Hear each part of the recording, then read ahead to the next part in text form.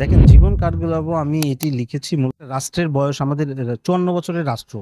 হ্যাঁ, তো এই 54 বছরের এই রাষ্ট্রের এখনো দেখেন পরতে পরতে অসঙ্গতি গুলো কিন্তু বিদ্যমান। স্যার কেমন আছেন? হ্যাঁ, ভালো আছি। আপনি কেমন? স্যার, আপনার লেখা অনেক বই এর আগেও বের হয়েছে। এবছরও আপনি একটা বই বের করেছেন। বইয়ের নামটা কি যদি? আমার লেখা অনেক, ঠিক কি বলবো না, আমার লেখা 3টা বই বের হয়েছে এখন পর্যন্ত। এটি এবারে যেটা বের হয়েছে এটি হচ্ছে জীবন কাঠগোলাপ ও আমি। এটি একটা সামাজিক জরনার উপন্যাস। এটি অন্বেষা প্রকাশন থেকে এবার বের হয়েছে। গতবারও ছিল, গতবার আমার একটা বই বের হয়েছিল অন্বেষা প্রকাশন থেকেই, মৌনতা। এটি উপন্যাস হিসেবে এটি দ্বিতীয়, আর কাব্যগ্রন্থ হিসেবে তৃতীয়। এর আগে যে তিনটি বই বের হয়েছে তার নামটা যদি একটু বলতেন। আমার প্রথম বইটি ছিল কবিতার বই, আলতা রঙের রোদ। দ্বিতীয় বইটি ছিল উপন্যাস, এটি একটি সামাজিক উপন্যাস, মৌনতা।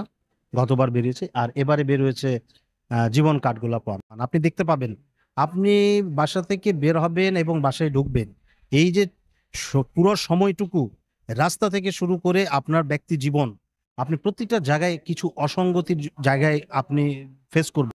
আপনি একটা ছেলেকে আপনি মাস্টার্স পর্যন্ত পড়াইলেন বা অনার্স কমপ্লিট করাইলেন এই দেশের তার পেছনে কিন্তু রাষ্ট্রের বিনিয়োগ আছে।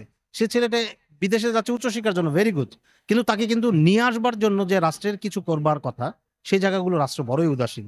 এই জায়গাগুলো থেকে প্রতিদিন ভাবতে ভাবতে এখান থেকে একটা উপন্যাস। আর এর সঙ্গে চরিত্রের বিন্যাস ঘটেছে।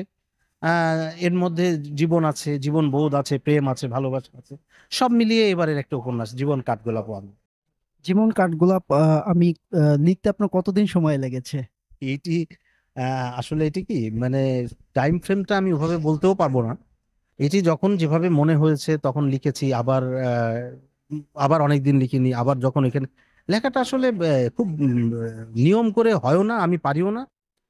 যখন যেভাবে এসেছে, এটা আমার ধারণা 1 বছরের উপরে লেগেছে।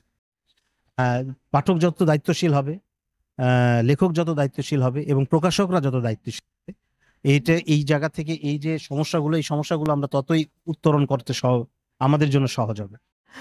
আমাদের উপর কি প্রত্যাশা থাকবে? সার্চ বিডি নিউজকে অসংখ্য ধন্যবাদ। দেখেন, আপনারা যেভাবে শুরু করেছেন, পথ চলা কতদিনের এটি বিষয় নয়, বিষয় হলো যে আপনার কমিটমেন্ট কতটুকু মানুষের প্রতি। তা আপনার কমিটমেন্ট যদি থাকে এবং আপনারা যদি আপনাদের এই কমিটমেন্ট ধরে এগিয়ে যেতে চান, আমি নিশ্চিত বলতে পারি সার্চ বিডি নিউজ অনেক দূর এগিয়ে যাবে। সার্চ বিডি নিউজের প্রতি ভালোবাসা, কৃতজ্ঞতা।